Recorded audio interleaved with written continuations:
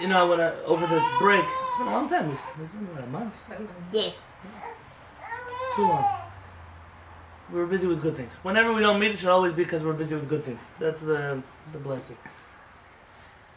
This is a long topic we're going to discuss. We're just starting the meat of relationships, marriage, two sides of each coin. It's a long discussion. It's a long conversation. And I was wondering, is this the most productive use of our time? And then I came across a YouTube video. A wonderful YouTube video. Wonderful. If you flip him around, he might be happy. He likes that. being out. Yeah.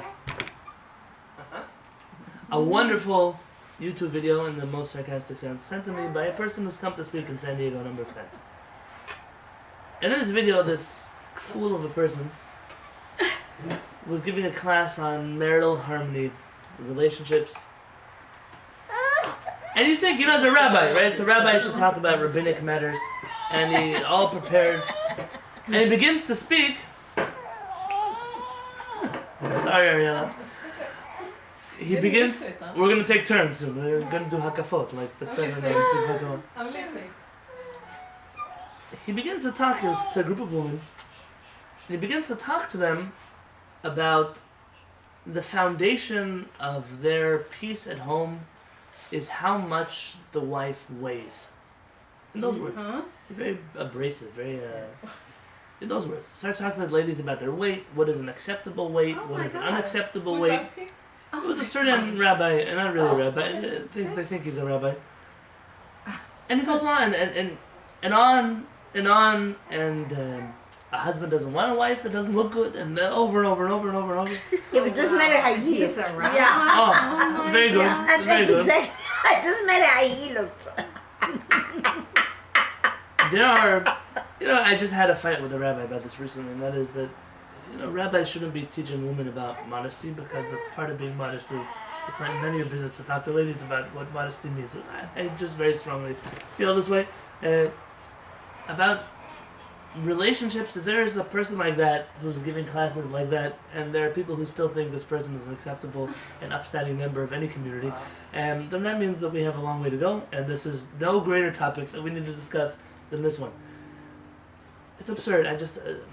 I've heard strange relationship advice over the years, and I've heard rabbis say the stupidest things over the years, and they're no more prone than anybody else to... Everyone says stupid things, but there's extra dose was given to the speaker.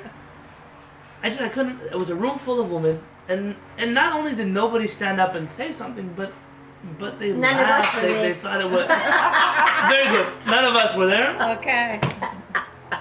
We need to make a difference. It's not okay. It was beyond my comprehension that such things even happen. But now that I know, I'm even more charged to continue this topic. We ended off last time talking about Dale Carnegie. Yes. How Peretz summarized Dale Carnegie's book in one word: kavod, respect. To respect somebody. Da vehavin belev hetev. You must understand, says our Peretz, with a real heart, with an open heart. Hakavod, respect, dignity. How else we try? Honor. I don't know. Honor. Integrity. Giving someone respect. That character trait. Hu yisod me'od chiyuni lenefesh ha'adam. It is a staple. It is a fundamental need inside of a person to be respected. You can't underestimate the amount of respect. Respect doesn't mean false flattery. It doesn't mean, oh, you look so nice with that hair color. It's not what respect means. For a person to feel that I'm important, that I'm valued, that I'm worth more than a penny to you. That there's forget a marriage. In any relationship, to respect another person. If you remember when we studied about tolerance, Rav Weinberg's whole premise was tolerance means I don't care about your opinions. And because I don't care, meaning I respect you despite who you are. They said, but that hurts a person who's passionate about their opinions. I want my opinions to be respected also. Don't have to agree with them.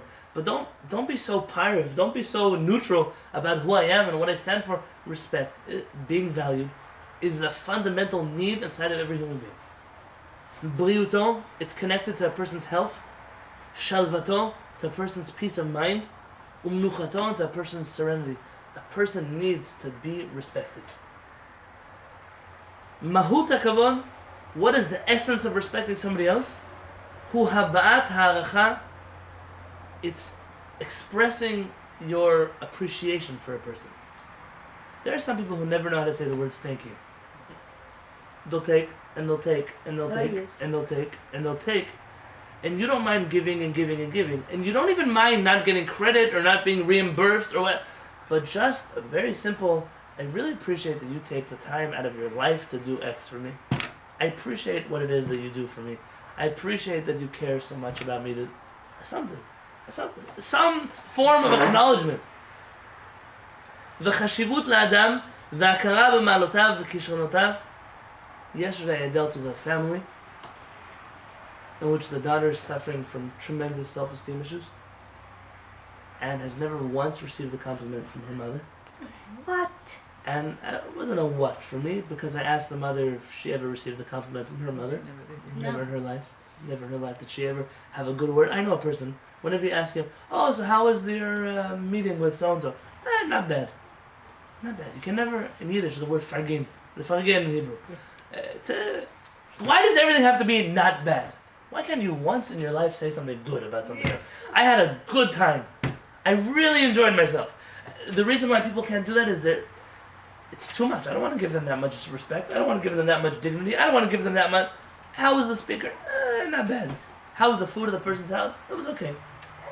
Okay. You ask people, how are you doing? I'm all right. All right. You're always all right. It's okay. One day you could be all right. But every time someone asks you how you're doing, why can't I say, I'm having a fantastic day? I hope you also have a fantastic day. Some people just, their words are very, they're cheap with their words. A person does so much. Say that you're a talented person. I had somebody here recently that was good for almost nothing. And then they was setting the table or how they made the napkins on the table. And I realized it wasn't that they're slow at doing everything. Yeah, they have, but they're really talented at certain things that I just don't experience that part of them, that side of them. And I said, I have to tell you, I'm very impressed. I'm very impressed with this talent that you have. And you just breathe life into that person. For a person to know that there's a part of me that you appreciate, that you value, that you respect.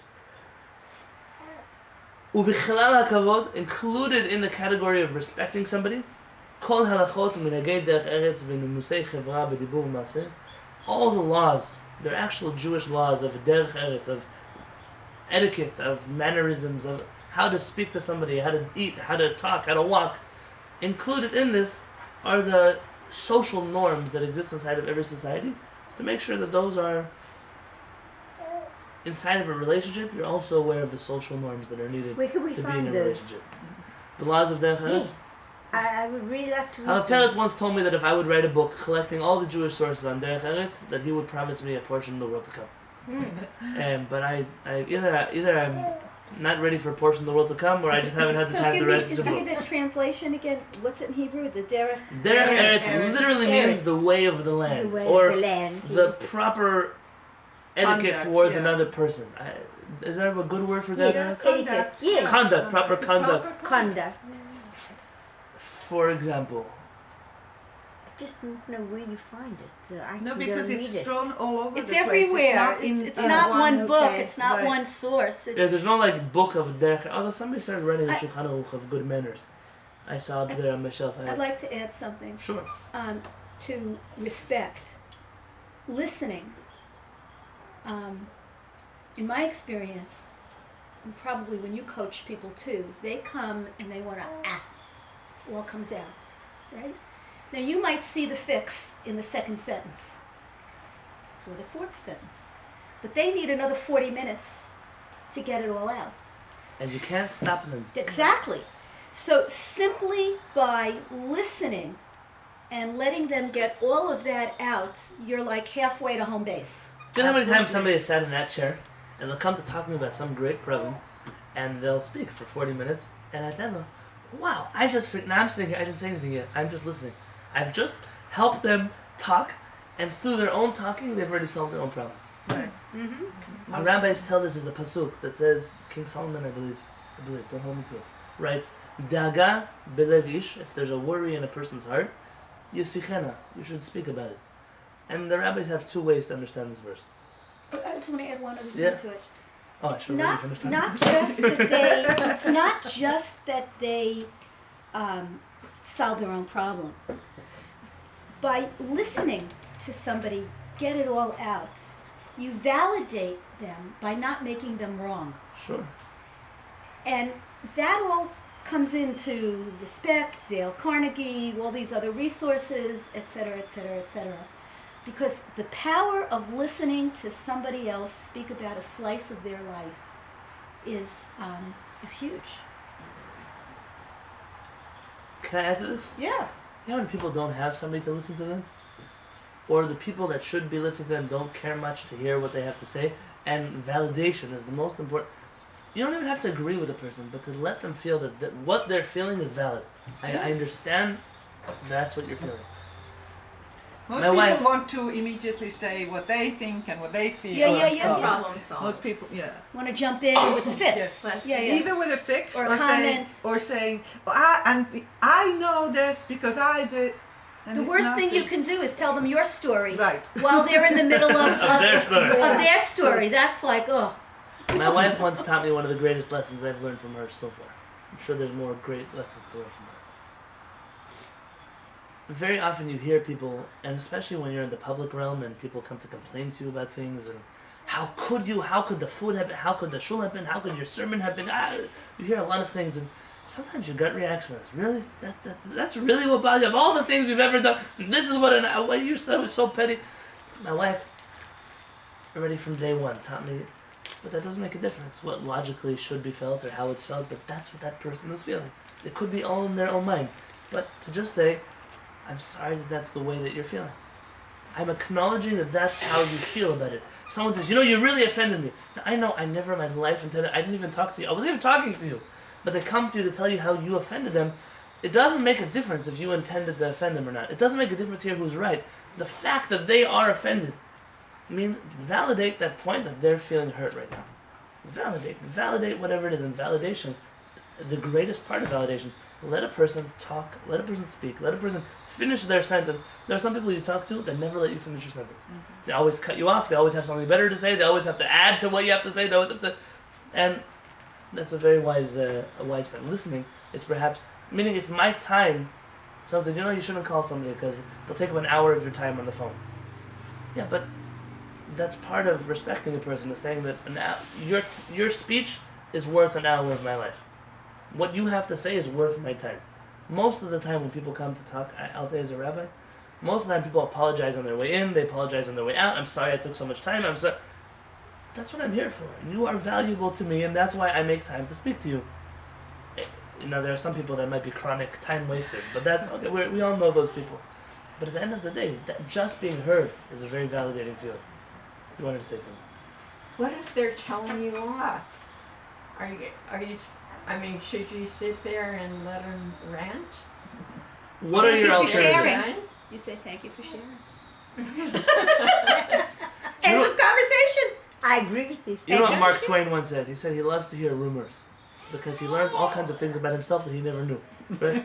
Sometimes when people speak at you and they're lecturing you, sometimes it's very fascinating. I always find it's like a study in humanities, and it's like to understand how it is that a person could have experienced one thing that I also experienced, and they walked away with a completely different understanding of that situation. But you're right, sometimes it's difficult, and you have to know, a person has to gauge, maybe this is a person being abusive, it's a person manipulating me, it's a person verbally hurting me. A person has to use their seichel, their head, to know this is something I cut off, or this is something that it won't hurt me to hear it all out. I'm sorry you feel that way. Right? I'm sorry you feel that way. Doesn't mean that I didn't do anything wrong. I'm sorry that you feel that way. I'm not I like what apologizing you to you. said about Mark Twain. It's, Thank you very much. I it's a learned good quote. something about myself. My wife always tells me, rumors are great because you learn all kinds of things about yourself. When not recently, about a year and a half ago, there was some nice political incidents in our community, and there was a rumor going around that the reason we started a new community was because someone had bought me a house and a car, and now I have a salary guaranteed for the next 10 years. Someone made up a beautiful fabricated story. And If I- only God complied. And I told my wife, I said, hold on, you don't know how excited I am. Maybe there's somebody out there who's thinking of buying me a house, and they just haven't told me, and I got the rumor first. It still hasn't happened, by the way, just so you know. But you learn all kinds of wonderful things that you never knew, that people are saying. You have to have a good sense of humor to survive life. Yeah. You know, at the sukkah we were telling jokes about all these Jewish, Christian jokes, Jewish, anti-Semite jokes. And I was thinking to myself, we've probably survived because of this ridiculous sense of humor that we have.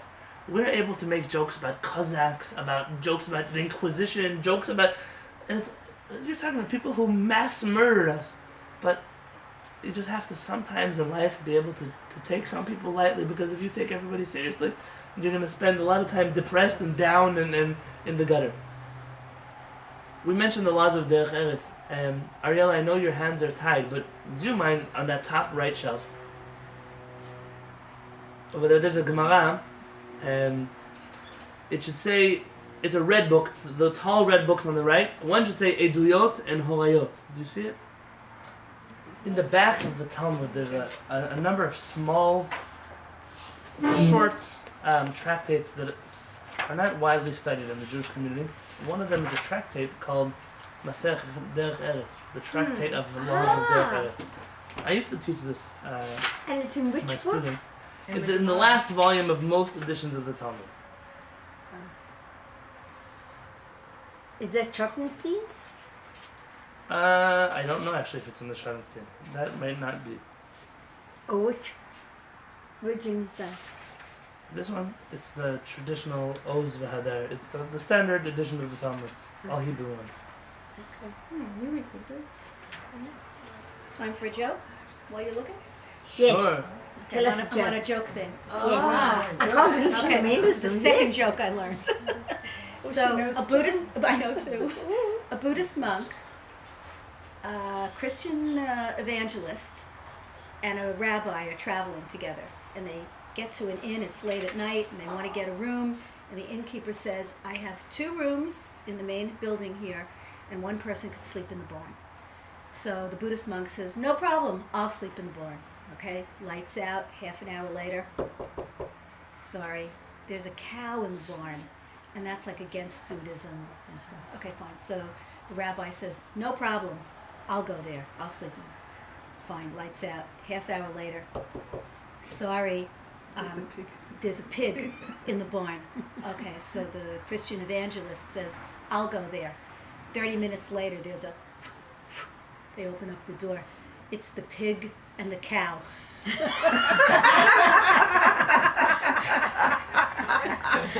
evangelist is always trying to, recruit. Okay, it's the only 2 I know. I'm going to save them for the next Friday night dinner. Don't say anything. I'm not saying anything. Can I tell one? Yes. Is there time? There's time. Where there's a young Moel, and he's going out on his first... Mohel jokes are dangerous. Okay. Go. He's going out on his first assignment. And what do you think he takes with him? A knife? A brisket.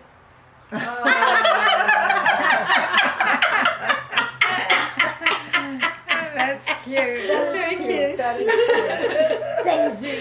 I didn't hear that. Oh, no. I'll tell you later. Oh, okay. Oh, got it. Yes? Yeah, got it. Oh, I just thought that. Okay.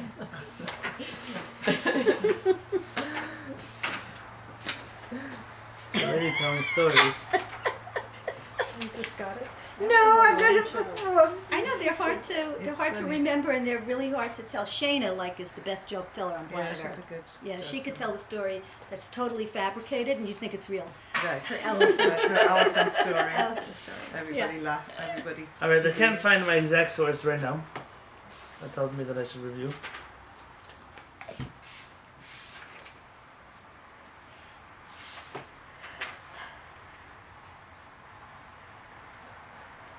So I have a question. Do you want this relationship? Who do you want this relationship book to be read by and gotten by? You asked me the same question last time. I know. I'm That, asking that you means again. that means I didn't give you a good answer. She's What did I tell you last time? Not a good enough answer. Oh. I'd like I'll you to tell expand you. it. Husbands or partners? But in But what who- community? who But did who? it? I mean, You- are you you- writing it what in age English? group? Planet Earth. Do you It's want gonna to be be in in English. Barnes and Noble? So under the Jewish section, someone walking, looking in that section can see your book written in Sure, you English wouldn't mind and if pick it's it in up and Barnes and say, Noble. flip through it and say, yeah, I'd like obviously to, or buy it on intended, Amazon. obviously intended for a Jewish crowd. It doesn't have to be for a Jewish crowd, Right, but for there, Well, yeah, no, there are in the going to be Jewish some people that'll be section of lost Barnes with and Noble. the number of Jewish quotes in here. For humanity. But it not necessarily for an Male Orthodox humanity. Jewish section, or just people who would see Torah as a source of wisdom for their relationships, and that could be a large number of people. It's going to be in English or English and Hebrew? English. Just English. Okay, Yeah. good. Okay. I think it would be I have a good story for you. for a rabbi's lecture for couples.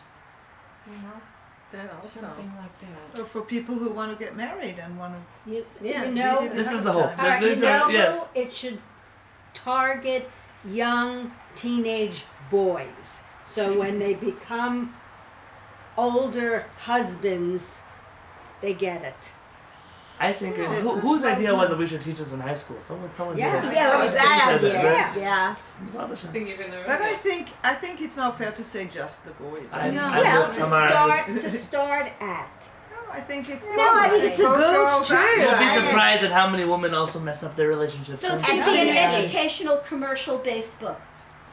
Commer- Commercial. You want it to sell. Oh yeah, B'ezrat Hashem. Oh, Okay. you want to make money commercial, off of yes. it, right? We're not writing for an And esoteric crowd who think couples doesn't. of all ages can use a refresher course. Right. I'll tell you the wisdom of when I wrote my first book. Unless you will care enough about the laws of kosher or the laws of Pesach, and even if you care, you want to know them that well. It's a limited It's a audience. very, very limited audience, and Yes. I wrote that book for a very specific crowd. It was for a segment, and it was meant to counteract some other flawed Passover books. And there needs to be a book that comes from Shiviti, from Kehillat HaShamayim, that is more accessible to your average person who comes through it. And we've been working on a few of those projects, but this is one of them. That's Good. that's Okay. the truth. All right. If Good. So that's where you want to take it, that's where Yeah, we're that- going with it. Exactly. I want to read you a story, but before I tell the story, I have to tell you a joke because you remind me of Barnes and Jews. There was a Jewish couple. He's sleeping? Yeah, I'll put him You in can a put it- second. okay. Yeah. There's a Jewish couple that were traveling to the down south in the Bible Belt, and their car breaks down. And there's no one to call until the next morning, so they need a place to stay for the night. And they see across the street, there's a little motel. They come in, it's a big sign outside, a glowing sign that says vacancy. Vacancy. You know, they come inside, and the Jewish man who's from Brooklyn, he comes and says, I would like to rent a room for the night. What's the rate? And he says, I'm sorry, we don't have any rooms. So we don't have any rooms. You have a big sign out there that says vacancy. He says, sir, we don't have any rooms. Tell me why you don't have any rooms if there's a sign out there that says you have rooms. He says, well, we don't rent rooms to dirty Jews like you. He says, dirty Jew? Me? A Jew? He says, I'm not Jewish, I'm a Christian. The guy looks at him and says, you're a Christian. He's like, keep on. He says, you're a Christian?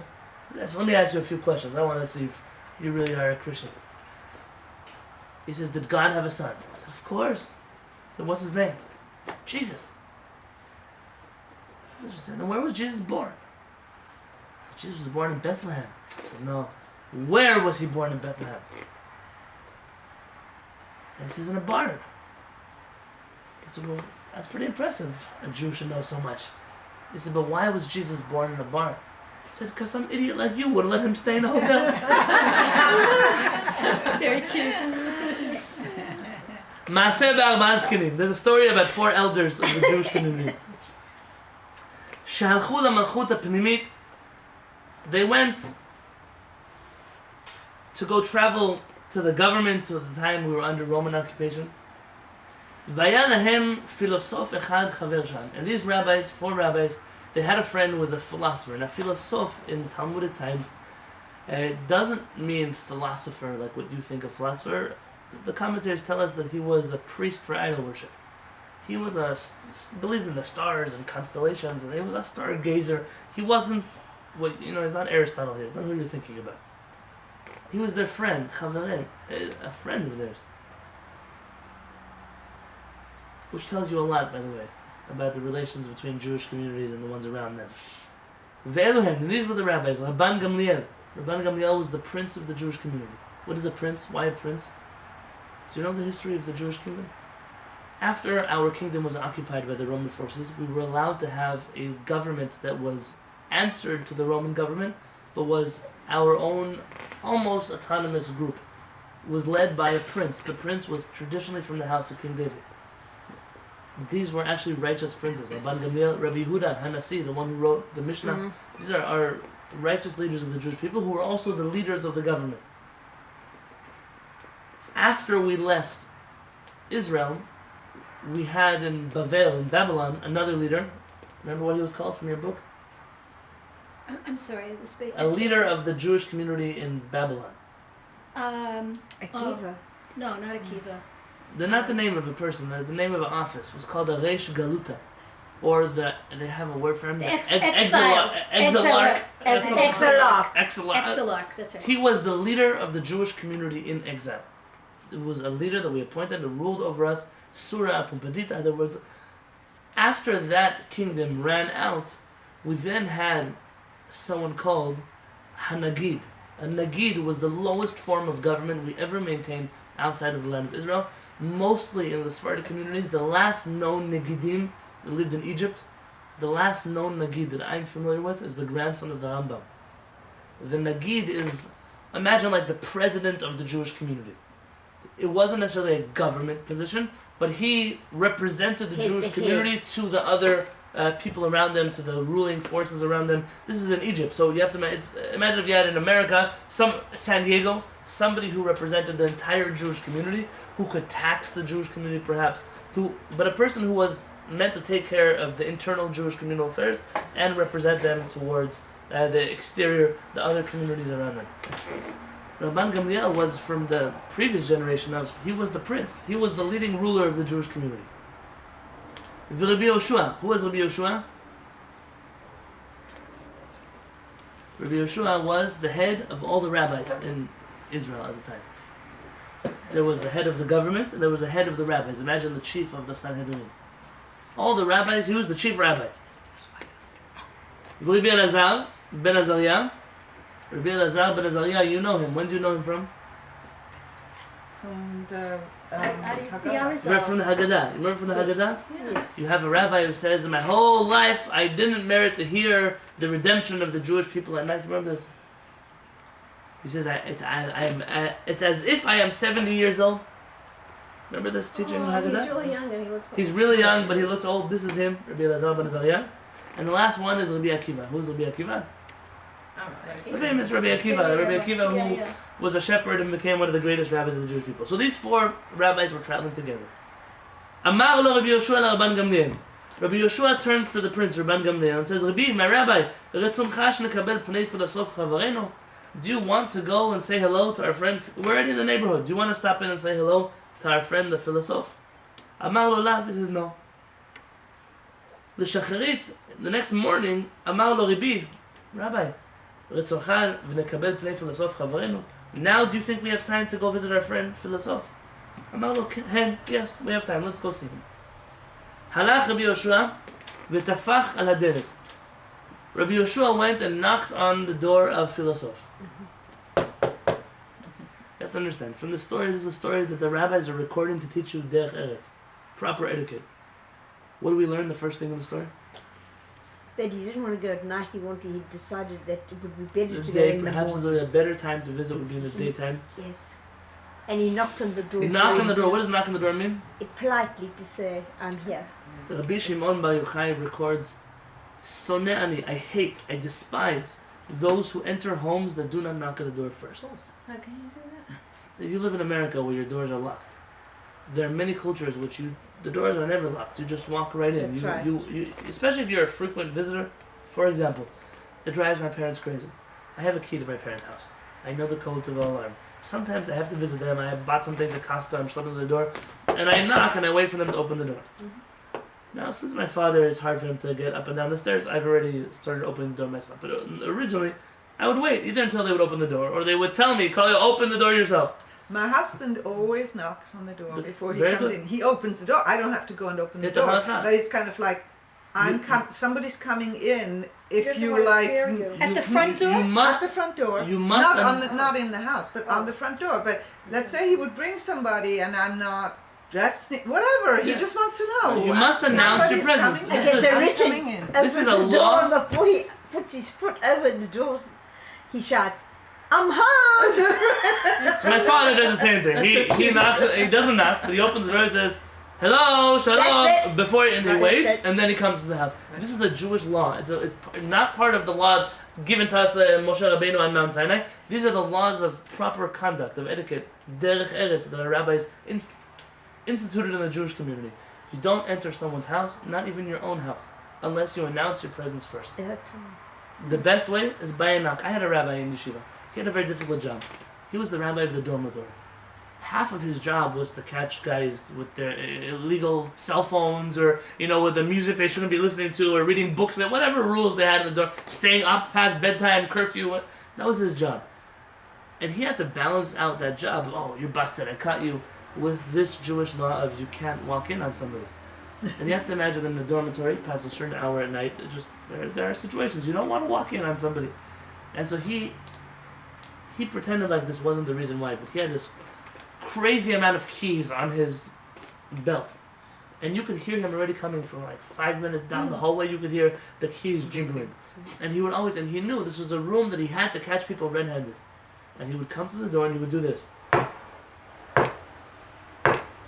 and then he would open up the door in that pace, and you always knew you had like that 3 seconds to stop, to run away, to hide in the closet, whatever it is you're gonna do. And now later in life, as somebody who could have been in his shoes, I really respect that. I respect that his job was to bust us, to be the dorm rabbi, but he still wouldn't be willing to he would, if it was too late at night, he would knock and say, "Is everybody decent?" And then he would come inside. It's How very many people important. in the dorm? You're talking about 300 people in a dorm. Oh my, that's a big door. No, In no. one dormitory? Not in one room. No, not No, one room. no. Oh, that's what I'm saying. no. Did everyone have their own? You had a roommate. Three people per room, Two. never two. Okay. Oh, It's never really- two. Never Why? two? When you're in an all gender, same gender school, and you put two people in a room, you're asking for problems. It doesn't make a difference who you're thinking and what you're thinking. That's the rule. If we had a situation where the third roommate was thrown out, either they would split up that room the same night, or they would bring somebody from a different dormitory to sleep in that room.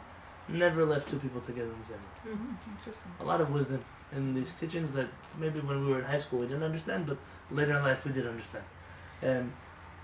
There were no locks on the doors either. You never could lock your own door.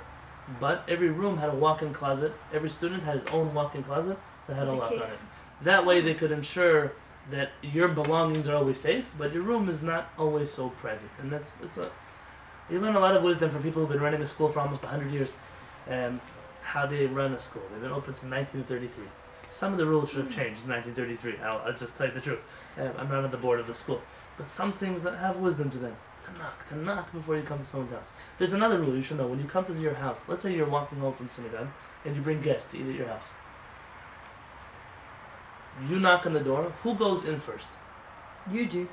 No, you allowed the guest to go in. You would think proper etiquette is I'll open the door and please come inside. No. According to Jewish law, if you bring guests to your home, you come in first. Yes. You say please wait by the door. You come inside. You see everyone is decent. Everyone's Correct. okay. Well, maybe there was and then you invite your guests inside. Exactly. And when you leave a house, who leaves first? The host or the guests? The Yes. guests. The guests. Meaning you let your guests come out first and then you close the door That's behind right. them. Proper Jewish etiquette. Don't you walk them? You walk them out. You walk But let's say them. you're You walk leaving with with- them. you There are must times where walk I them leave to my the house door. with my guests also. I leave with them, but they should Yes. leave first. This is That's a right. Jewish, these are our halachot, that if the world would know of them, maybe this should be our next topic after marriage and these are very... So he knocks on the door. Now philosophs on the other side of the door. V'hayam philosoph hahu mechashev bedato. Philosoph started thinking, v'omer ein zo derech eretz ela shel chacham. The only people who knock on the doors are the sages of the Jewish people. He says this proper etiquette only could be done by a rabbi. He's living in Roman times of 2,000 years ago, gladiators, murderers. He says only a Talmid Chacham, a Torah scholar, would have that kind of decency to knock before he comes in. This should be, when we talk about shandas and the Jewish, it should be that when the world hears that, oh, the Jewish people are respectful when they do something, it should be a natural connection in their head. That's who we are. That's the kind of people that we are. It should be. It's not, but it should be. Pam shniya, the second time, he knocks again. Amad v'rachatz panav yadav v'raglav. Philosoph stood up and he washed his face, his hands, and his feet. What is that? What's the purpose He of wants washing? to be clean. Presenting it. Absolutely. Become presentable. In the olden days when you didn't wear shoes, That's it was unbecoming to greet somebody with dirty feet. Correct. So people wash their feet. It was a very common thing. And they still do today. Jewish law is that when you come to the synagogue, you have to wash your face, your hands, and your feet. But nobody walks without shoes anymore, and therefore that law has kind of fallen by the wayside. But in certain Jewish communities, there people walked around with sandals, or there were such. In Muslim countries, They do. in front of the mosques. They have to watch their feet before they go. So Even this here. this is a Jewish custom adopted by the Muslims. This is not a. This is important to know, right? And he washes his hands, his face, and his feet, and then Pam Shlishit, at the third knocking, Amadu Padach Laderet, he opens up the door for them. Now he's dressed. Now he's clean. He opens up the door for them. V'ra'ah Chachmei Israel, Elu bain mikan, ve'elu bain mikan. And he saw it wasn't just four rabbis. He saw the sages of the Jewish people coming here, and every rabbi walks around with his entourage, with his students who are with him, and he sees many rabbis outside of his front door. What question do you think he has now? What's his next problem, philosopher? Why are you there? Why are you here? Is that what you tell your guests when they knock on your door? No. What are you doing on my door? What's the first thing you tell somebody? Welcome. Hello. Hello, welcome. So what's the question about hello? How he's going to greet all these How do you greet all these rabbis? Who do you greet first? Understand the dilemma. Just say You have a shalom, prince shalom, Rabbi. in your front door, and you have a chief rabbi at your front door, and you have dozens of other rabbis in your door. See, you come from a culture where etiquette is not important. And it's hard for you to Why? comprehend this. But he just I washed his disagree. face and Etiquette he's is being important, presentable. but that, Our etiquette is very gentle. but it's When people go to have dinner with the Queen of England, they normally take some kind of preparation course about where you put your fork That's and how you right. hold your Exactly. cup. you do the same And thing if what- you're going to have dinner with the president. But I would argue that We don't have dinner with the the president. etiquette with our president is a little more casual than the etiquette of Absolutely. the Totally casual. Right. And but I see a lot of Absolutely. goodness in that. There's a good thing. People have become a little more real. It also has gotten rid of some of our value for refinement a little bit. I'm not. Yeah, I'm with not- the knives and the forks, and you have to have them in special position and everything else. So somebody You have to know can which say, glass what is all this nonsense? Who cares where your fork is? That's like the real person. They go, who cares about what you're wearing? Who cares about? Some places, this is a. You could offend somebody by, what was it? President Bush. Do you remember when he had a shoe thrown at him? Yes. Yeah. Remember this incident? Yes. Yes, yes. And I can only imagine, President Bush from Texas, just like, why are you throwing a shoe at me? Like, in a Muslim culture, though, having a shoe thrown at you is they It's might as well have Kills you. taken the toilet and emptied it out on your head. It's a very, very low insult. But what does a Texan understand from Iraqi culture? It doesn't know, and that perhaps was one of the greater blessings. But there's It wasn't Iraqi who did it? I think it was in Iraq. It No, was he in was Iraq. visiting, It and I don't was. remember all the details. You're right, it was in Iraq. And Yes, I do. and nobody understood why he didn't get so. I mean, he I was remember- the he was at a Secret news Service was conference worried, and it was but he there. wasn't so shaken up by the incident. It tells a lot. Cultures have certain norms, certain standards. That when you break those, there are certain words that you perhaps could use at work that you couldn't use at somebody's Shabbat table. They're just certain. There are different nuanced customs and cultures, and this is one of them. Who do you say hello to first? But Rabbi, Yes. I'm going back. I mean, he actually wanted to look presentable. So, and in his mind, according to the story, he thinks that it's only somebody with etiquette that knocks on his door. So, why would he have a problem actually greeting all those people? He Wouldn't- doesn't know who He to doesn't greet know. first. Yeah, but okay, He but didn't know who was at the door. He But now you're- surmised. in a good way. No, Everything he is in good way. surmised So That's imagine the okay. president comes to our door, Uh-huh. and he comes with his vice Entourage, president and a whole entourage of very important Yeah. people. Yeah. How do you say hello to them? I would say, what an honor. Welcome. Okay. Yeah. I would greet the main rabbis first and said Shalom Rabbanim to everybody. Okay. Let me say the flaw with when you say hello y'all, right? Welcome to my house. But they're not all y'all. They're not all. This one's a president, and this one is a vice president, and that guy is just the one holding the bag. That's just, how could you lump them all into the same category? You can't. Because you're a very gracious human being. Oh, you see, you're coming from an American democratic standpoint, where we're all equal. Really, we've given this man the power to be who he is, and really, if it's an amazing thing that I saw a film recently, like a little clip of President Bush and President Clinton, former presidents, talking with each other, and it was amazing to me that I believe that in a democracy, it could be that I'm wrong, it's the only form of government which after your term in office, you go back to being a normal, maybe not financially, but on a government level, you're just like every other citizen on the street. You're not like the former president doesn't walk into the White House whenever he feels like. He lived there for 4 years, or 8 years, whatever, but he doesn't just show up unannounced and come in when it's not his house anymore. Now, you're on the side, there's a new president. A king who had to hand over the kingdom to his son because he was too old to take over. His son would never dare disrespect his father while his father was still in his presence. And there's a certain, he's not the former king, he's just not the acting king. You have in the old city in Jerusalem, for example, the chief rabbi of the old city, he reached a certain point where he just couldn't handle the government duties of being a chief rabbi. So his son took over. But for all intents and purposes, when both of them are sitting at the same table, the father is still the chief rabbi. He's not the acting chief rabbi, but he's given respect like a chief rabbi. In this situation, he doesn't want to disrespect anybody. So who do you greet first? The chief rabbi or the prince, who's also a rabbi? You greet the prince first and then everybody else. No, I would say. But the chief rabbi, you see, the prince is a rabbi who is, his chief rabbi is the chief rabbi. This chief rabbi's leader is the prince, but they are technically equals in different ways. So you're assuming that actually he knows the different levels. He does. Within Philosopher is not a simple person. He reads the title, the philosopher. I mean, he must have been a very great non-Jew in his time. Okay. They wouldn't have gone to visit him otherwise. So let's see. Okay. Rabban Gamliel, Rabbi Yoshua, Rabbi Elazar ben Azariah מימינו, Rabbi Akiva משמאלו. He sees this one on the right, this one on the left. והיה פילוסוף מחשב בדעתו ואומר, איך אתן שלום לחכמי ישראל? How will I greet these sages of Israel properly? אם אומר אני שלום עליך רבן גמליאל, if I say hello to you, the prince, Rabban Gamliel, נמצא מבזה את חכמי ישראל. Rabban Gamliel might be the prince, but he's outnumbered by the vast amount of rabbis that are there. Even if they're just 4 people here. Imagine just 4 people.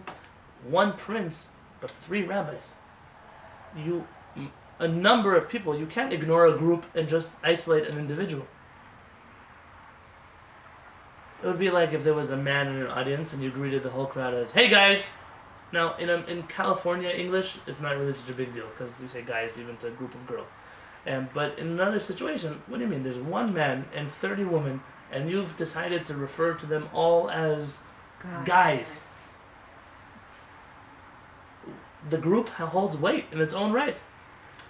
He says, on the other hand, what's the other problem? If I say hello to you, sages of Israel, so now I'm disrespecting the prince. What do I do?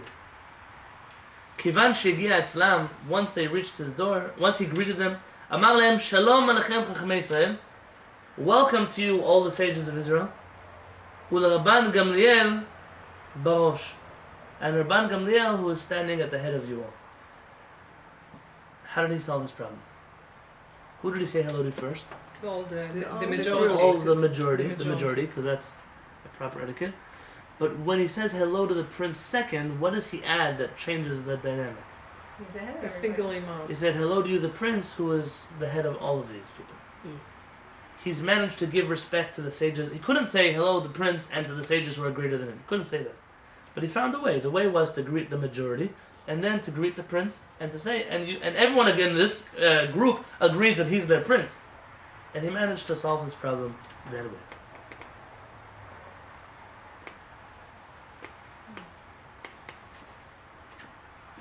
Respect. Now, I don't think that in our culture today, we get into the nitty-gritty details of how do you address somebody, what title.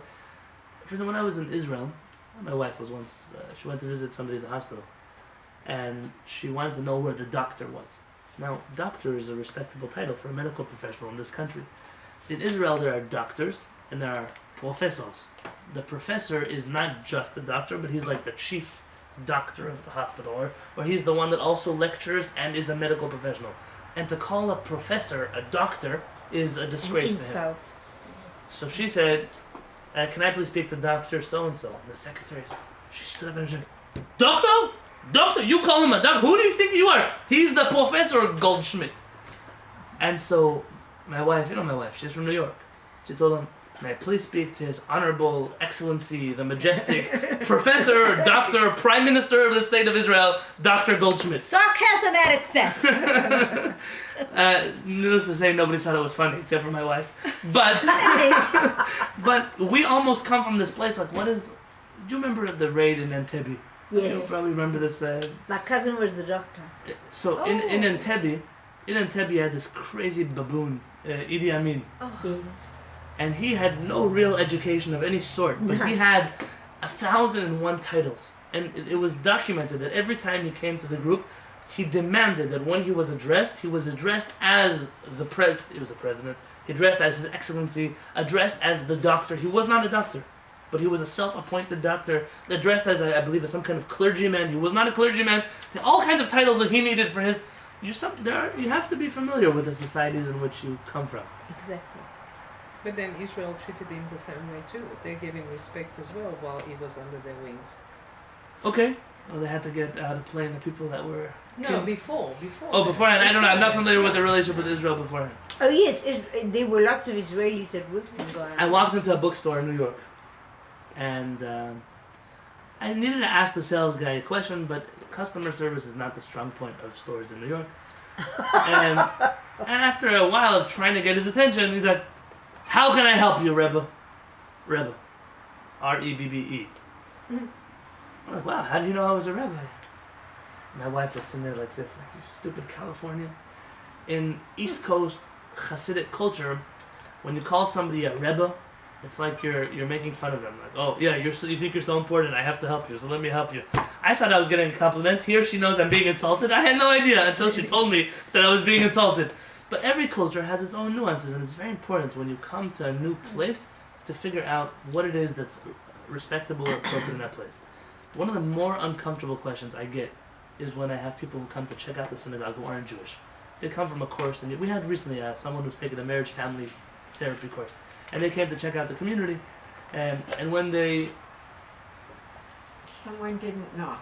Yeah, I was thinking. It was open. The could door be was open. because she Doors owns always the open. house. No, welcome. No, And this lady wrote me an email. What is proper attire when I come to a synagogue? I read that Orthodox women cover their hair. I read that. And here there's a question: how do you tell a person who she doesn't have to keep any of these rules, but she wants to come to a place, and just like if she would go to a church or a mosque, she would ask for proper etiquette. Usually, the hardest part for me is she did find an article about how one should dress when you come to research in an Orthodox synagogue, and she had a hard time understanding why when she came, many of the other women weren't dressed according to those same rules she had read about online. And it was an interesting conversation, but I respect that she respected enough to ask that question first. You know, what is this event going to be like? And I want to know if I can... It's important. These things are important. It's kavod. Yeah? I'm sorry, it goes both ways though, doesn't it? Because, I mean, with this story here, the philosopher evidently has the ethics and he thinks how to say hello to those people. And here's Chachamim, the sages behind the door, they have ethics as well. So if he doesn't approach them in the right way, they not going to, I mean, the ego is not going, oh, he didn't approach us in a nice way. They will know that maybe he doesn't know their ethics or their derech eretz, and if he didn't treat everybody the same or he didn't treat the different levels accordingly, it's because he's like that, and they'll have the capacity to understand it since they are the chachamim. When I met Chacham Avodah Yosef, I made a blessing on him. There's a blessing you make on a rabbi who is influential enough in halakha that he can change everyone's opinion on something. A few people you make that blessing on today. I made the blessing, and his initial response is always, it's a blessing in vain. Bracha levatala. I'm not that great person that you think I am.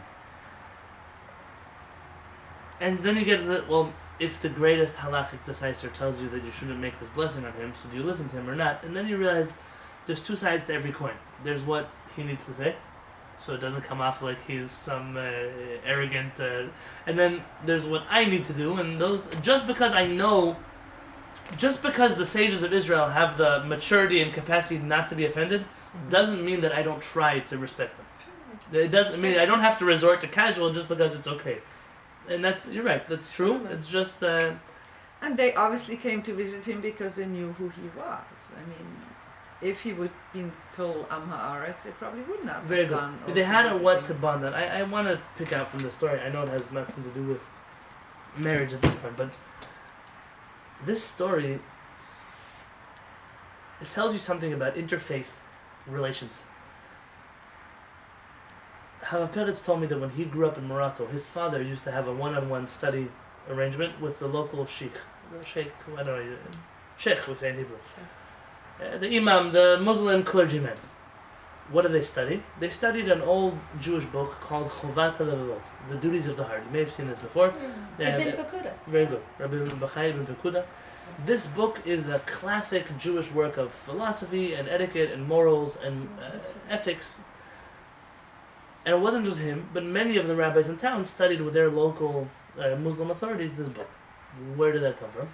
There was a long-standing tradition in the town in which Rabbi Peretz came from that also Muslims have to be ethical and moral people. This was their understanding. And that the best book to study was this book. And because this book is in Hebrew, the best people to study it from were the local rabbis. It was a long-standing tradition that there was a time every week that they would all get together and study together this work. When Rabbi Peretz mentioned this to a cab driver in Israel, we don't have anything to learn from you guys. This was his initial reaction. Things have deteriorated rapidly in the world scene, but we have what to learn from other people, and other people have what to learn from us, and this was always the understanding of our sages. We don't have the key to everything. Our rabbis tell us, Chochma Bagoyim. If you hear that non-Jews have a certain wisdom that we should learn from, Tamim, believe, would non-Jews have wisdom? Just no Jew has a monopoly on wisdom. Torah Bagoyim, a divine book among the non-Jews, Al Tamim, don't believe. The only thing we have a monopoly on is that we have a Torah that is divine. Everything else is fair game to learn. There are people in the world that know better than us how to do certain things, know better than us how to understand certain things. And the Chachamim in the DNA, the programmed into the sages of the Jewish people, is the Jews are not always right about everything. How we got from there to where we are today, I have no idea. It's a lot of arrogance, a lot of ignorance. It's not a healthy place where we are. That's a book to write. I was going to say, I mean, That's those kind the of core wording you of don't your hear. teachings. You don't. That's the core of everything you stand for. But it's not me who's. I didn't invent anything. These are old Jewish concepts. I was raised on the knees of rabbis who believed in these things, and if we fail to understand this, we've failed. Our Chachamim, you know the Rambam. I don't know what time it is. I just don't 10 to. Okay, well, can I read to you a sentence from the Rambam? Yes. The Rambam has a book on psychology, printed on the same book. Nobody studies it anymore. They should. A lot of things Jews should study, the Jews don't. Instead we waste our time with all kinds of things that are better not studied.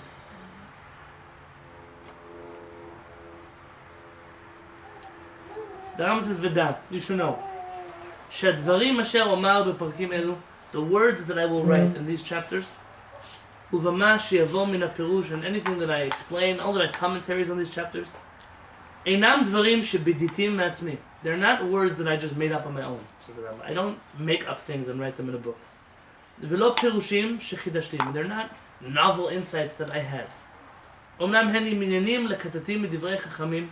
I've collected my words, my wisdom, my advice from the sages that came before me, the Midrashot and all the Midrashim, the Talmud from the Talmud, the Zulatam Mechuburehem, and from the other books that they wrote, u'midivrei hafilosofim. I also took my words from the non-Jewish philosophers. Gam ken hakadmonim v'chadashim, the ancient ones and also the new ones that are living in our generation. You should know the Rambam was criticized heavily in many communities for being too influenced by non-Jewish culture. Instead of seeing it as an open-minded person, they saw him as a backward. There's a reason why in Europe and in many Ashkenazi communities they burned the Rambam's works. There are still communities which don't study some of the Rambam's writings today because of this exact reason. They feel that his teachings have been tainted.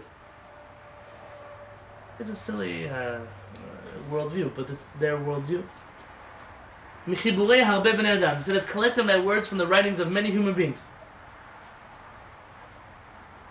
And the Rambam then tells us something interesting.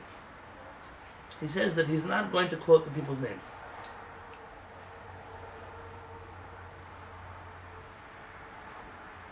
He said, because maybe you'll hear that I quote some non-Jewish philosopher. V'efshar shem mevi zikaron, and it might remind you, Shem Ha'ish, this person's name might remind you, Lachshov mi she'en lochech sha'davar ahu nifsadu v'tocho roa. That because you didn't like the person so much, he said a person who is he has no palate, no sophistication, might say, well, I'm going to throw out the baby with the bathwater. I don't like the person, I don't care to learn anything from that person either. This is, you might start editing my book. These teachings you'll study because they came from Jewish sources. These teachings you won't study because they come from non-Jewish sources. Or, these teachings, I like those non-Jews, but I don't like these. I like those rabbis, I don't like these rabbis. Says the Rambam, because of that, I will refuse to quote anybody in my book. Rather, he says, because of this, I don't want to mention to you who said anything. And then he says, Ushma, you should learn from me a very important rule. Ushma ha'emet mimish amo. Truth, listen to the truth, accept the truth from anyone who says it. It's the Rambam. It's the Rambam. Accept truth from anyone who says truth. Doesn't have to be from your grandfather, doesn't have to be from your backyard. There are truths in the world that are not just ours. And if it's a truth, what does truth mean? Emet. Emet, truth. It's not an opinion, it's a truth. Yeah. Accept the truth from whoever says it. This is the bedrock of Rambam philosophy. It's the foundation. It's where we come from. I'm going to say something. Yeah. It was my understanding for the time period that the Rambam lived in that he was exceptionally well educated and probably traveled amongst people that the average, even learned rabbi at that time did not travel amongst, because he became the physician to the what do they call the Muslim guy, He the was head the of the Sultan. government, the The Sultan, Sultan of Egypt. all these people. And Yeah. you know, the type of physician he was is people come and sit in the chair and out comes their soul and what's bothering them and everything, and they may not be Jewish who's talking to him. So I think if we look at him in terms of the time period he lived in, he was an exceptionally broad-minded person because of what he did in life. I have to add a sentence to what you're saying. And that is, I think that even in this time period, the Rambam far exceeded the academic and open-minded worldview that even people today. I agree. And there's actually a resurgence in the Jewish community of people who are running after the Rambam. It doesn't surprise me. As Sephardic Jews, the Rambam was always our greatest rabbi. In the Ashkenazi community, it wasn't always that way. I believe in the last generation, the Lubavitch Rebbe brought back a lot of focus on the Rambam. He was very into. Though I have to say, to be honest, the Lubavitch Rebbe fundamentally rejects Maimonidean philosophy. He accepts the legal codes of the Rambam, but refuses to study the philosophical side of the Rambam. This is a classic. Many Hasidics have the same understanding. The halachot are valid, the other parts have been tainted. There's a number of, but nonetheless, it is Chabad who every year puts together the siyum on the Rambam. Every real Chabad Hasid is supposed to finish the writings of Maimonides every year.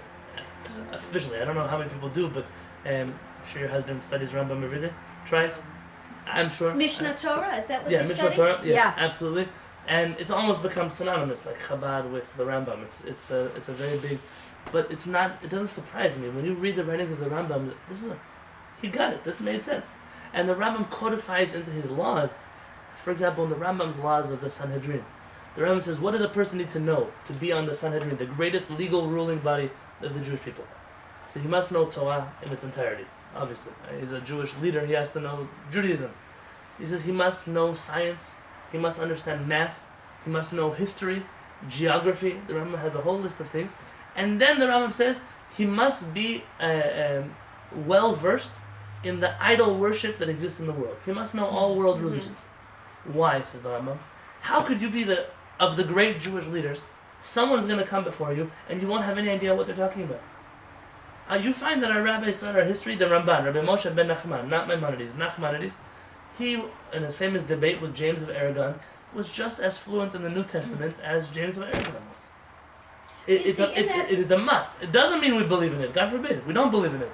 But being well versed in the world, in everything, doesn't take away from you as a scholar. It only expands on who you are as a scholar. But that's it. The difference is that the premise of Rambam's is there are people outside of our tribe of Judaism who are nice, kind, compassionate, good human beings. And nowadays, at least in the fundamentalist communities, what you find is, nope, they're all horrible, disgusting, miserable. They know nothing. It's only us that counts. Well, I think you should hear this then from a source which you might, because every person considers the one on the right to them, not literally who's on the right to you, who's a fanatic, anybody who's more right-wing than I am. So I'm going to quote to you from somebody who I think you could all agree is a right-wing person. But it's the truth, so it's a truth that you cannot accept, but it's a truth. Rabbi Meir Kahana once gave a very interesting speech. And in this speech, he suggested that most Jews were racists. You have to hear. Yeah, I'm not asking you for your opinion, Rabbi Meir Kahana. I'm telling you, coming from somebody who many other people might put that hat on, you're going to hear something profound. Meir Kahana said that he's sick and tired of hearing that Jews have a monopoly on the ethical and moral values of the world. He said, we are not the most ethical and moral people in the world.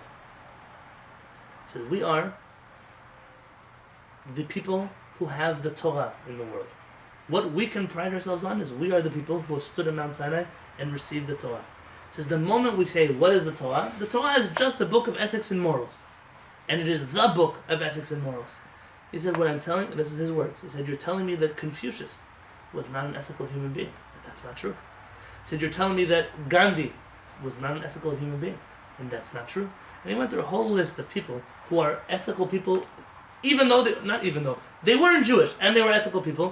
He said, if you begin to make our religion about we have a monopoly on ethics and morals, you are a racist. I didn't ask you now to start reading the books of Rabbi Meir Kahana. Yeah, but that was in the speech this sentence, this speech is very true. And it perhaps in my bones, in my guts, my last thought for the day. I started off my marriage.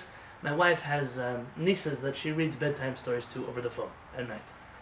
And she had a long running bedtime. And the reason she said bedtime stories was because the bedtime stories that many of these little children were hearing that night, well, there was a famous rabbi and there was a bishop in town and the bishop wanted to kill all the Jews in the town. So the rabbi prayed to God, there was a miracle and the bishop died, or the Poritz died, or the Tsar died, or the Kozak died, and in the beginning of our relationship I said, why can't you tell other bedtime stories? And why are we programming a whole new generation of Jews? I said, don't listen to me the wrong way. I am not for once thinking that anti-Semitism is over in the world. It's far from being over. Absolutely. But to program a child from their day one that the non-Jew is evil, he's the one who wants to kill us, he's the one. I said, you're setting up a person for failure in life. I said, please, if these are your... I said, I want to tell the truth, and I'm still going to tell the truth. I never heard such stories growing up. And my tradition, my specific Sephardic tradition, and the reason I connect to it so much, doesn't champion stories of the evil non-Jew. It's not on our flag. And don't think that in Morocco and Yemen and Algeria and Tunisia we didn't have evil non-Jews. But we had. You think ISIS is something new. My grandparents lived with ISIS for 2,000 years. That's who they lived with.